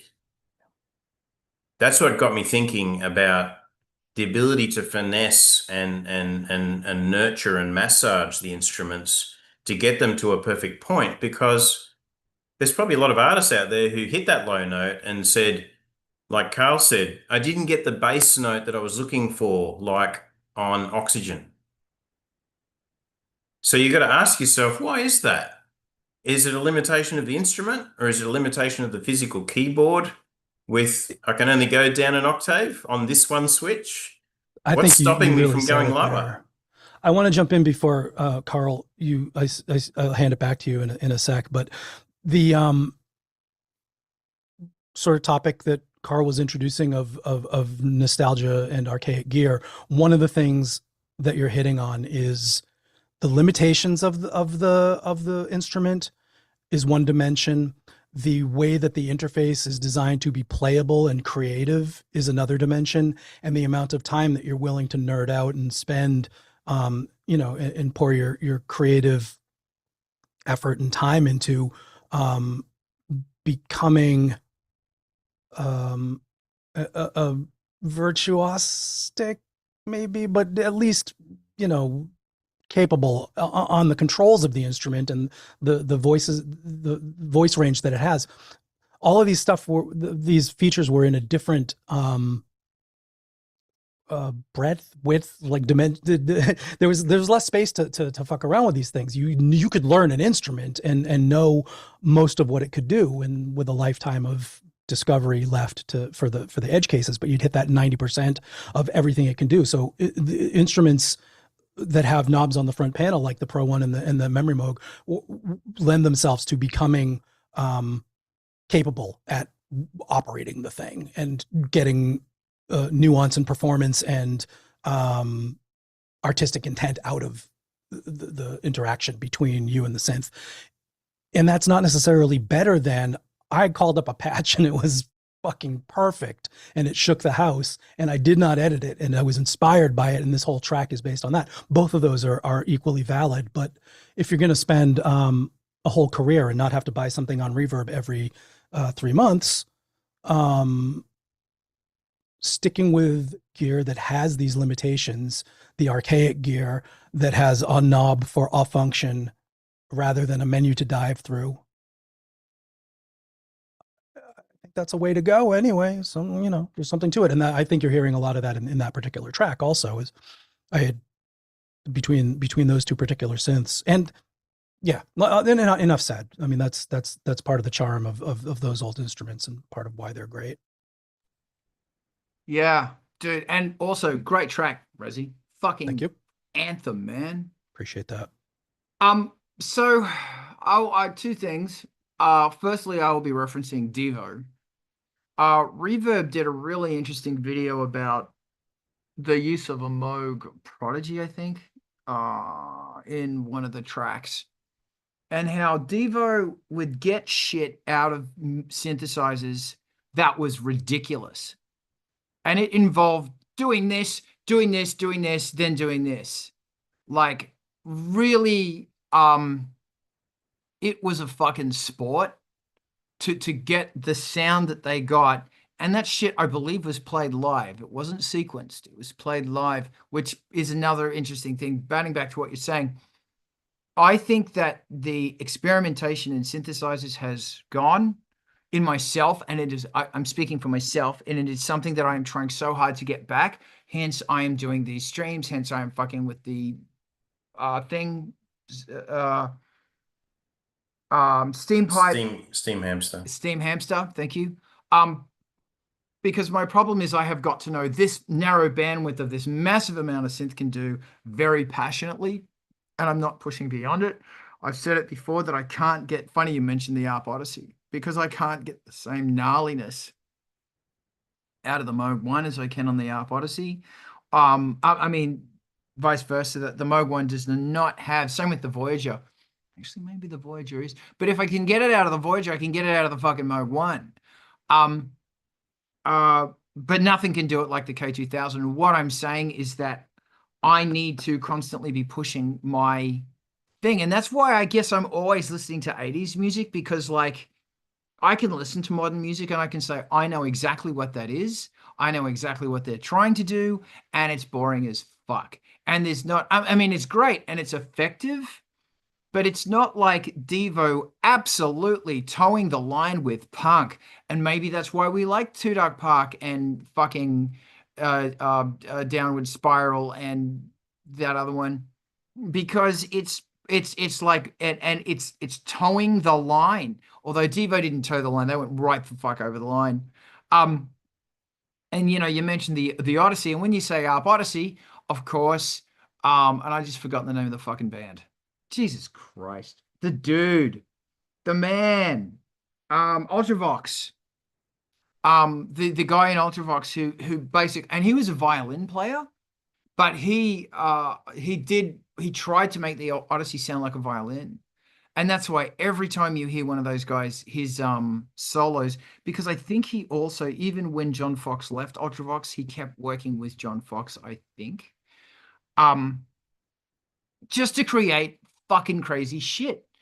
And once again, that's why I love watching Vulture Culture, because Alex will go, how much can I fuck this thing up?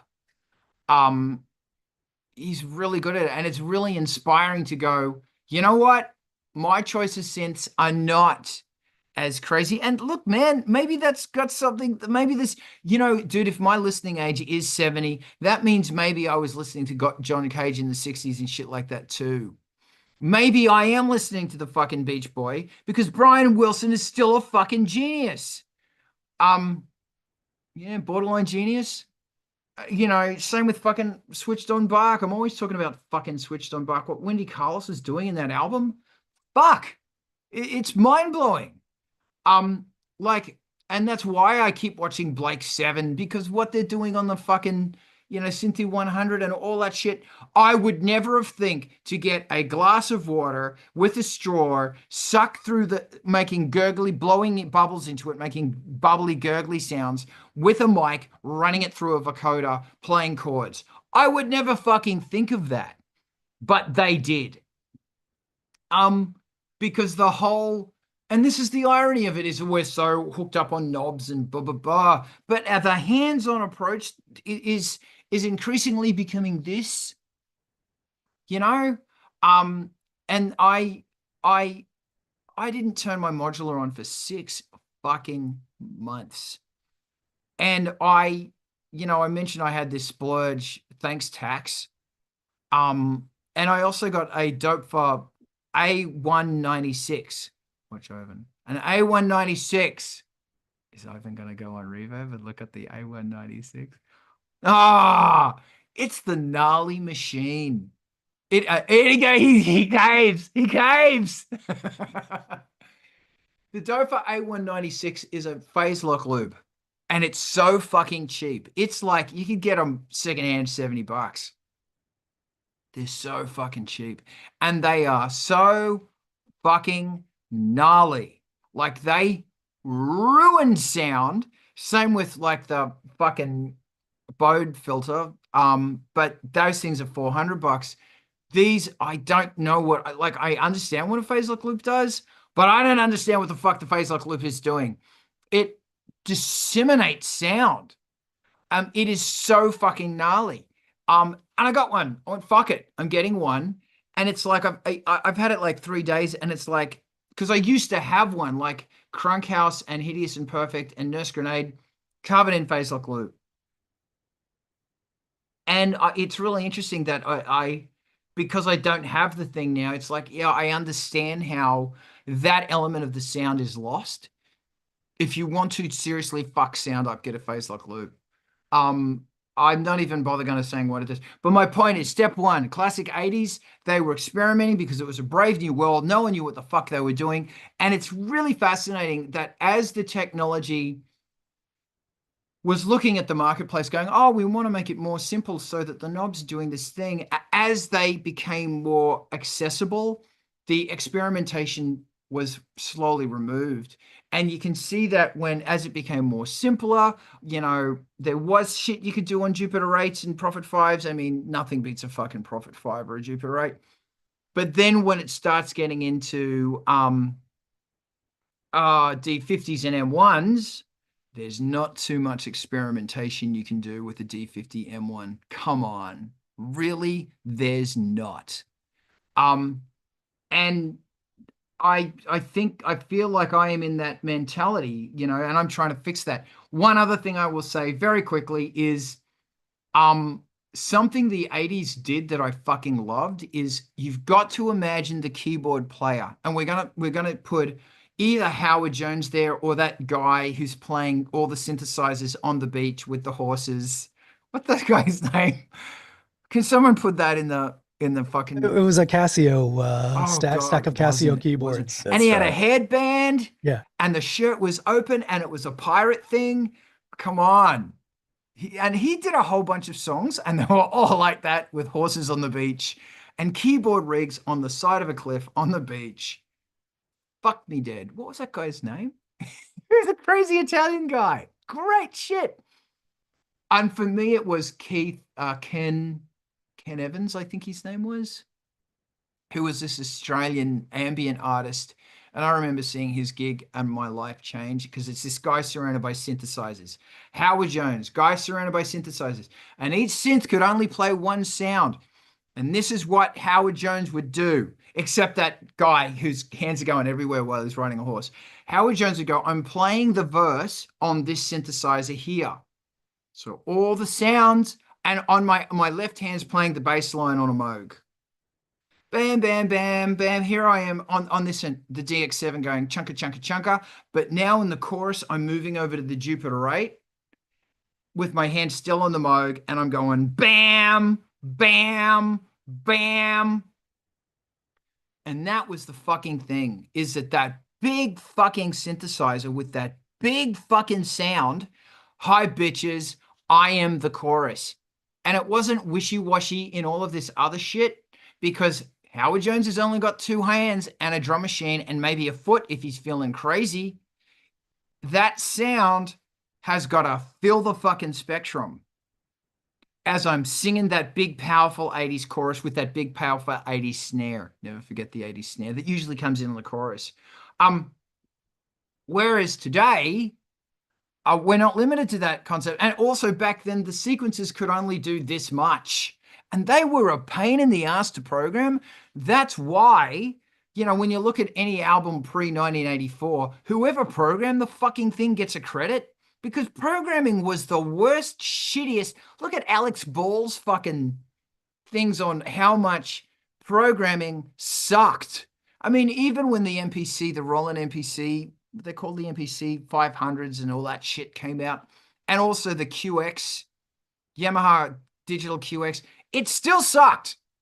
It still fucking sucked. And it wasn't until Raziel had his fucking Apple and Carl had his fucking Atari, which we'll get to very shortly, did it make any fucking sense? And even then it was still a pain in the dick. Point being that the trick about the 80s is big sounds. It's not like I'm playing the big chorus sound over here in the verse.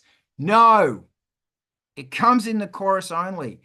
Fucking note to self, Carl. Fuck. Oh, because I got these synthesizers that do all this stuff, so I'm going to do it. And that's my fucking problem, is that I've got all of these beautiful colors and I mix them all together and I get shit brown. Not amazingly beautiful red, not incredibly impacting orange, beautiful black. Great, this color, beautiful blue. I get shit brown. And it's the thing that I keep fucking doing. It's and in the new Angelspit stuff and the Ice Planet 9000 stuff that's coming out now, it's this song is just Moog 1. This song is just Steam Pipe. And it's the same with the Angelspit stuff, is I'm not doing, hey, I've got 30 synthesizers, I'm going to use them all. I'm using one fucking synth. And trying to get myself to do that is so fucking hard.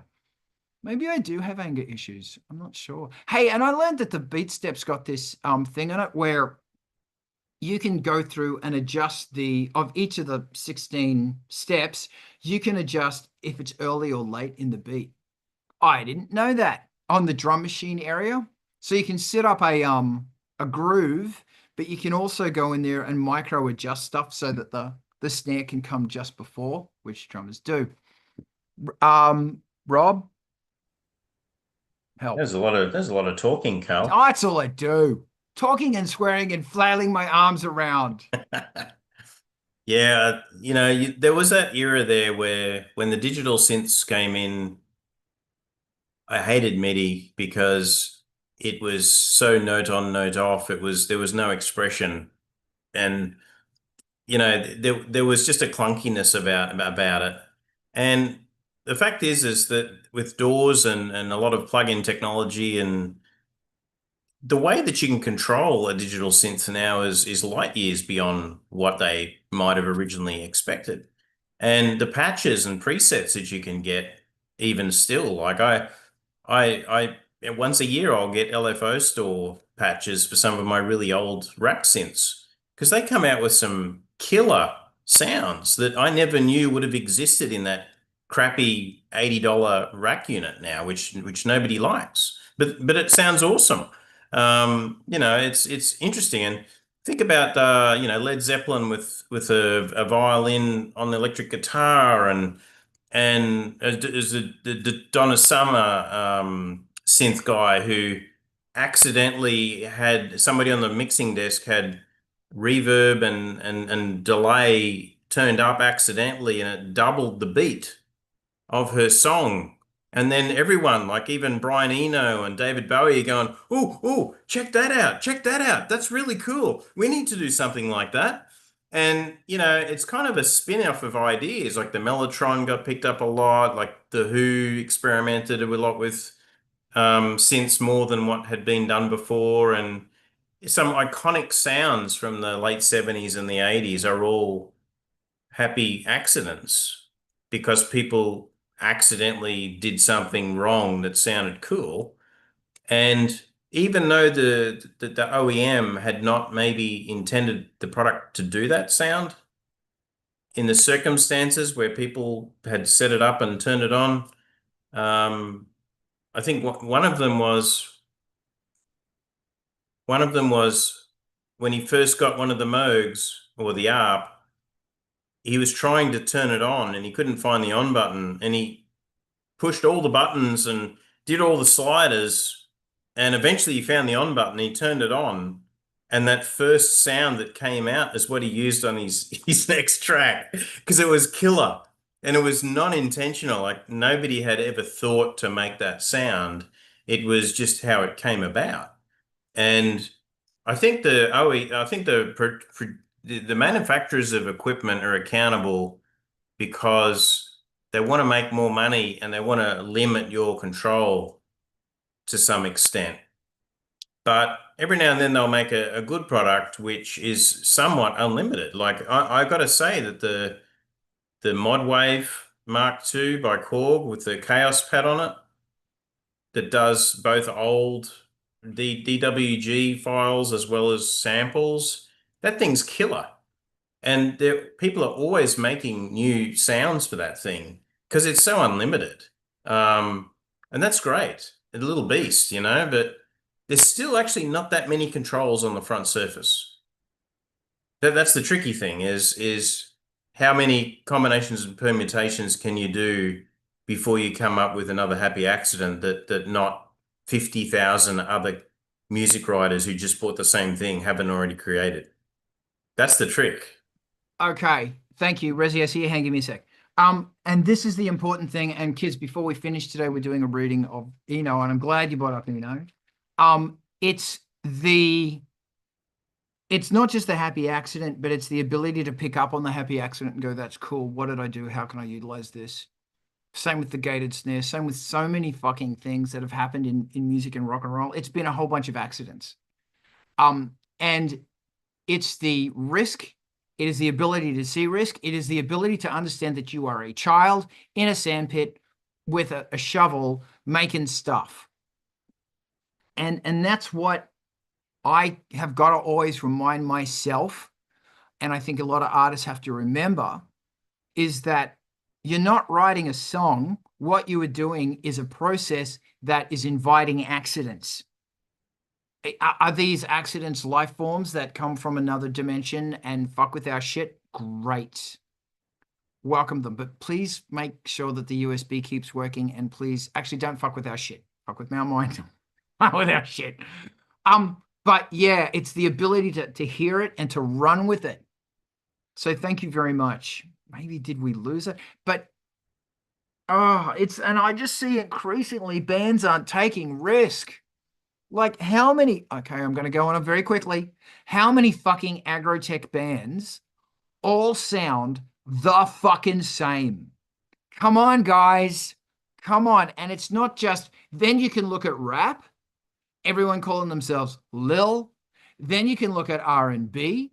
Then you can look at punk. Then you can look at goth. Then you can look at fucking electro and techno. And look, I get it. People want to hear consistency, but this turns into a rant that I just can't. Like, fuck them all. I don't care. I don't care. And that's the great thing about playing to people who have a listening age of 75, is that they are open to this shit. Is that, look, I don't know if, I know I have to keep making mistakes and I have to keep pushing forward, and it's hard because risk is risky, that you're going to alienate your audience and you're going to alienate your DJs. I can feel Atom Bomb. I can feel the fire, Adam. I know you're with me on this one. It's just, do you think that everybody is so safe? But I don't think they are. I think that there is some kind of thing playing in your mind going, oh, don't risk, oh, don't do this, or I don't think it exists. Really? It exists in your fucking head, but not anywhere else. I'm going to shut up. Rezi. I think it's amazing that we're talking about old gear, and there's something in my studio that smells like the magic smoke got let out, and I have no idea what it is right now. And I've been looking around for it, and I've been thinking about getting up and starting to sniff stuff. But it also could be one of the trucks outside. I don't know. It smells like phenolic or resins or something, like when the capacitor blows up.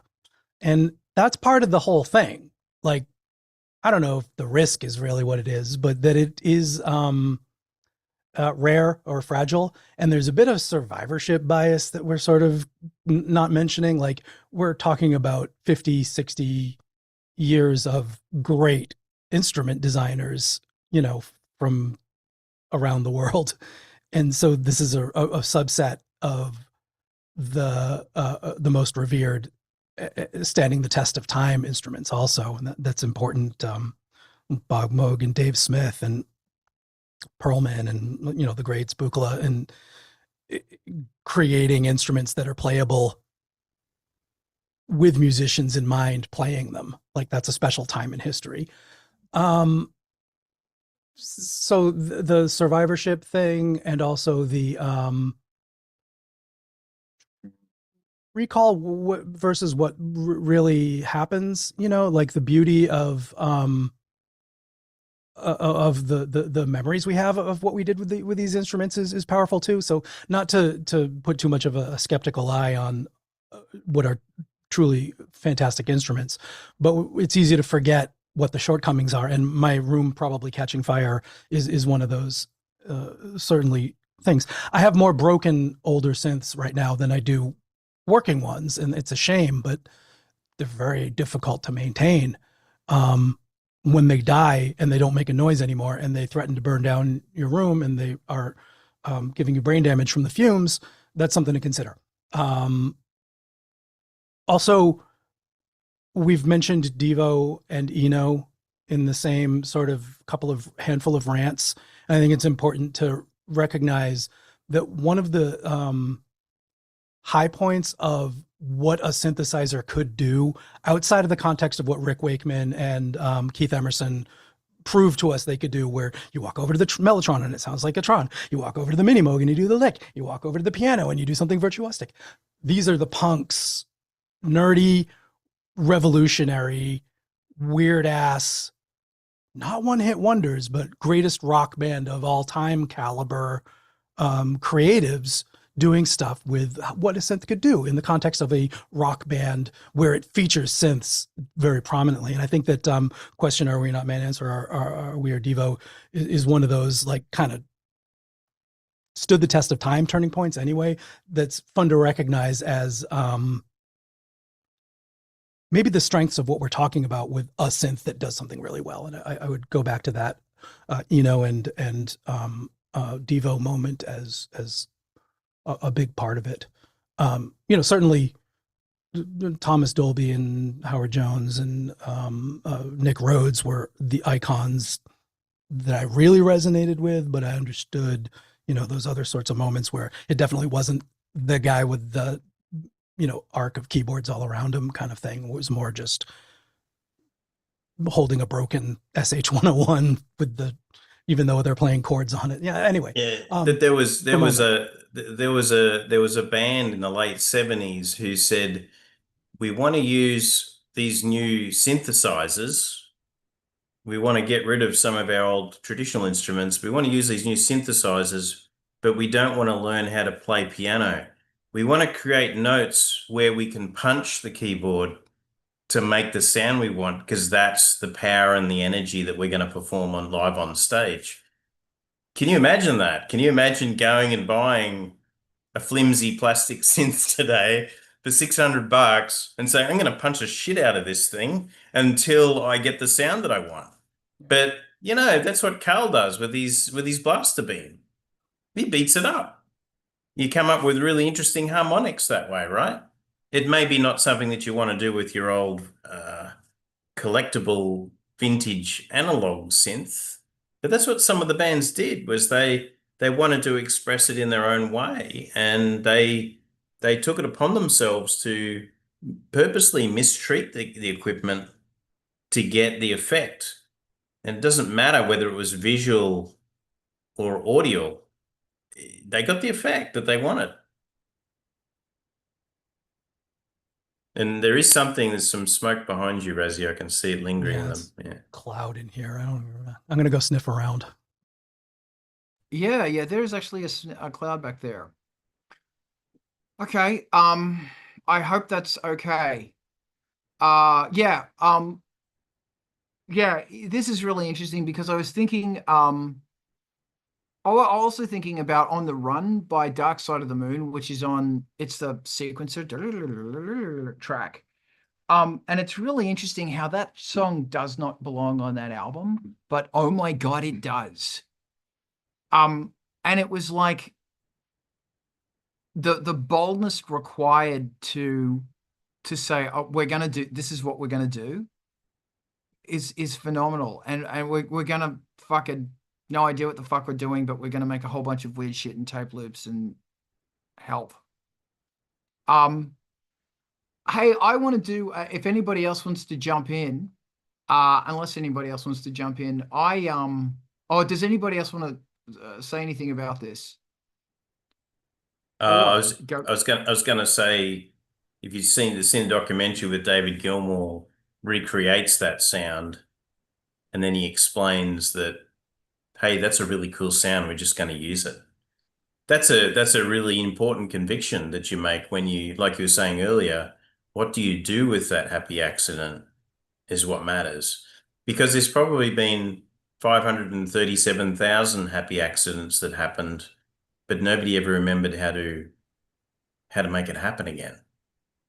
And you got to take photos of your settings and meticulously write it all down, and otherwise it'll be gone forever. It's like improv. If you're not recording the session when you're having a jam, in 5 minutes you will have forgotten every note that you played.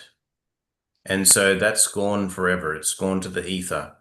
And we always used to record to 90-minute VHS tapes.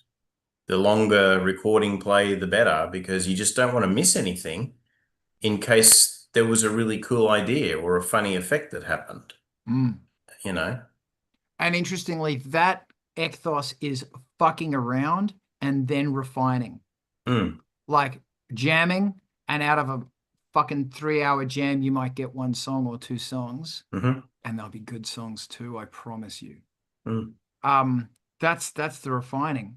Thank you. Ivan, you've been so quiet today. Yeah, it's been a day. So yeah, maybe we should just call that fuck around and refine out. Also, I've got the Alita, my ancient Soviet synth. And if you want to punch a synth, that's one that will punch back. But also, like, there is a lot to be said for just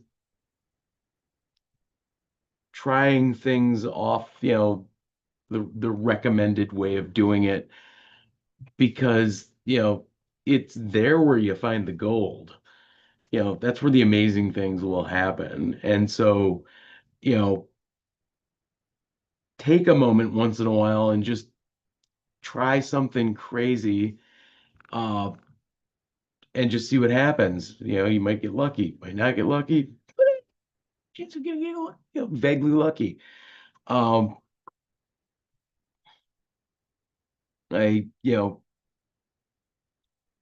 used to write a lot of software, completely isolated by myself, or come up with ideas completely isolated by myself.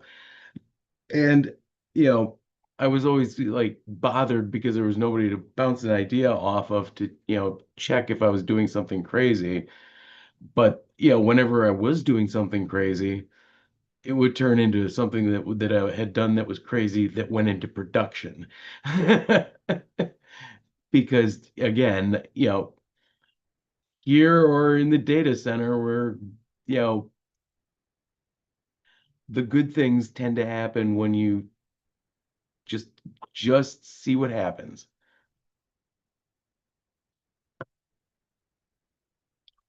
Perfection. I don't know if anyone has ever done modification of old synths, like the retuning or modifying, or where you take an old synth like one of the little Casios and you stick a bunch of knobs on the front of it, and you stick random wires into the circuit board and basically hack your own synthesizer. And that's hit and miss, right? You can pop chips, and if you're an engineer, then you'll overthink it and you won't end up creating anything interesting, because you'll follow your own rules and you'll make sure that you don't pop anything. So it's interesting that making a mess of things can be very, very helpful. And when I think of mess, I think of Karplus-Strong on his modular racks with cables everywhere. And if you were to randomly go and plug stuff in everywhere, hopefully you don't pop anything because it's all CV and so forth, but you probably come up with some wacky stuff. And what frustrates me about Karplus-Strong is he'll have a fist on an octopus of like 8 or 12 cables, and he already knows where the next one's going when he's finished plugging the first one in. It's so decisive and aware. It sickens me how plugged in he is with all of his equipment. But to me, that's the art that Carl's got for making wild sounds. Unfortunately, we don't have that luxury. Most artists don't have that massive complex array of sockets and leads at our fingertips to truly mix stuff up like that. A single keyboard is quite restricted. And, there's not much you can do, but you take some of those guitar effects pedals and woohoo. That's where the magic begins, is chaining up some of those guitar pedals. But yeah, circuit hacking, I think, is a good fine art to have. The other thing I've gotten into now is the Commodore 64 revival, and that's the analog CMOS SID chip, which has really good distortion in it, versus the FPGA comparisons. And what people are doing now is they're playing the Commodore 64 synth on their guitar, and it just sounds wicked. Like they're doing things with Commodore 64 chips that they were never intended to do. And it's literally making a new wave of retro 8-bit music now. It's incredible what people are coming up with. It's taking the time to do that. And unfortunately, for many of us, time is the problem. It's not what you have an abundance of. But VSTs, there's an abundance of VSTs. What I will say is, apart from that sort of hacking, I mentioned before about having a longer keyboard with more octaves. I do have 2 weighted keyboards with 88 keys, which is great. Pretty full range, right? I was playing with the Proteus emulator software on my Windows XP machine, which is a software version of one of the units that Carl has. It comes up with a 10-octave keyboard on the screen. 10 octaves. And what's the first thing that you do when you see a 10-octave keyboard with a mouse? You go, and you do that with every single freaking patch because you can. Now imagine doing that with all of your synths. Imagine going and testing the way, way lows and the way, way highs and changing the effects or running them through through your favorite delay. That's the sort of thing that people can still fuck around with and refine out, I think, is thinking outside of the limitations of your current box and saying, I know I've done it in this octave and this octave, but what if I went 3 or 4 octaves lower or 4 or 5 octaves higher? Musicians don't often do that because they just play with what their hands can touch.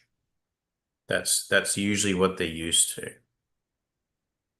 That's all. Thank you very much. And that's a great place to leave it. We were going to talk about the romance of archaic technology, like really delve into it. We might get to that next week, as Frank is walking all over everything right now. But I thought it would be really lovely to end this with a reading from Oblique Strategies. So if you're in the chat, just say me, just comment me in the chat. And I'm going to give everyone a reading. Thank you, Brett. You are the first. Repetition is a form of change. Brett? Repetition is a form of change. Repetition is a form of change. All Rob? right. Not building a wall, but making a brick. Not building a wall, but making a brick. Ivan, I'm going to give you one anyway.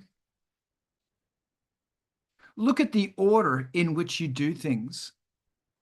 Look at the order in which you do things. Razi, you didn't ask for one, but I'm going to give you. Thank you, Diana. I see you in a moment. This is for Razi.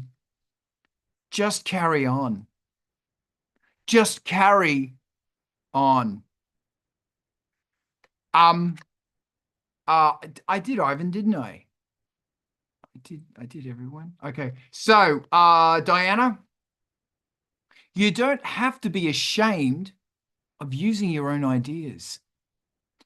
You don't have to be ashamed of using your own ideas. Adapt, manipulate. Welcome again. For you. And this is for 2026, by the way. This is your whole year. Adapt, manipulate. What is the reality of the situation? What is the reality of the situation? I did you, didn't I, Diana? Adam, bomb. Change instrument roles. Change instrument roles. I'm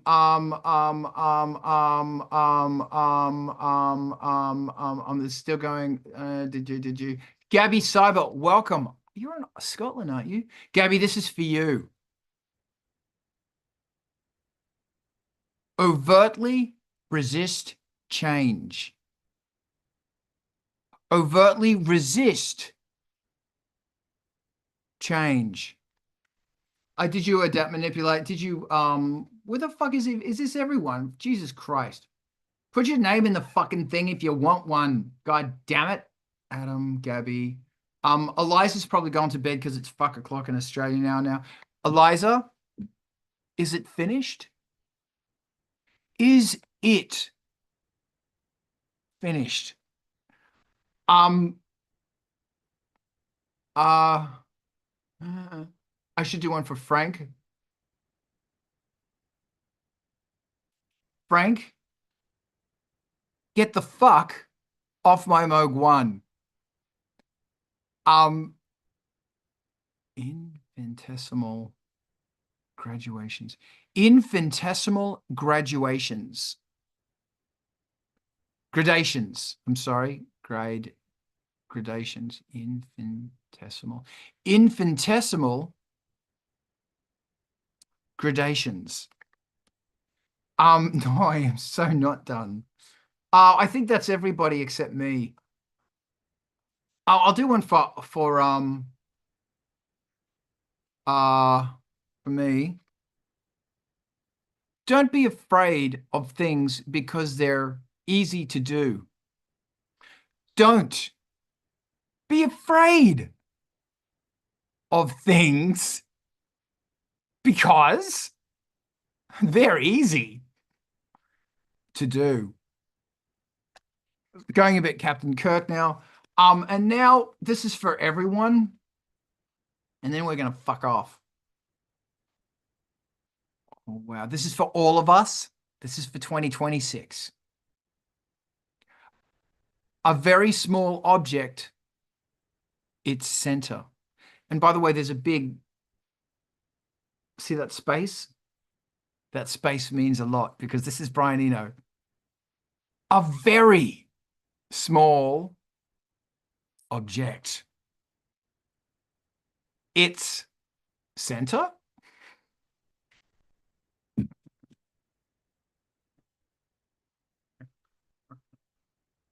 So fucking Happy New Year. Everyone's doing super nice Happy New Year things. I'm not. Or there it was. That was Hope. That was excellent. Yeah. Thank you. We appreciate it. And thank you, Brian Eno. Happy New Year. Trans rights, fuck yeah. Human rights, fuck yeah. And fuck Reform UK, absolutely. Okay, so this has been the Art of Rock. Oh, that was fun. We're here every Saturday morning. We're talking about writers, block, synthesizers, getting inspired, and endless dumb shit, and it's good fun. Please, it's 9 o'clock every Saturday morning or 12 o'clock. Where was fucking Alex today? It's either on Angelspit's Twitch or Angelspit's YouTube. Follow them. This is brought to you by Angelspit's Patreon. You can join that for free or for as little as, $3 a month. I'm going to bake bread today and it's going to be epic. Angelspit's new album is called The Red End or Red End. And it drops to streaming on Monday, which I'm very excited about. Finally, the Industrial Incisions playlist is a whole bunch of other stuff that you need to know about. Bread End indeed. Some of the artists are here. Go support it. Listen to it. Like it. Support it. For God's sake. On Wednesday night, Vulture Culture does the synth thing. Wearing a t-shirt. And it's amazing. Go there. I promise you'll be inspired by what Alex goes on about, and you'll also get inspired by everyone in the chats. Razi, thank you. No, thank you. Appreciate it. Good show. It's always excellent. This is great fun, and I'm really honored to be part of this. Today we were joined by these amazing humans. Go amazing humans. The ongoing GoFundMe for Drake and his family, who we tragically lost to cancer last year, is there. Go listen to Drake's music. And blessings in abundance. We are going to bail on over to MTV TV right now. So if you're watching on anything else besides fucking Twitch, go there to that link, MTV TV. You're going to find your new favorite band, I promise you. And if you've got a video and you want to get involved, email them.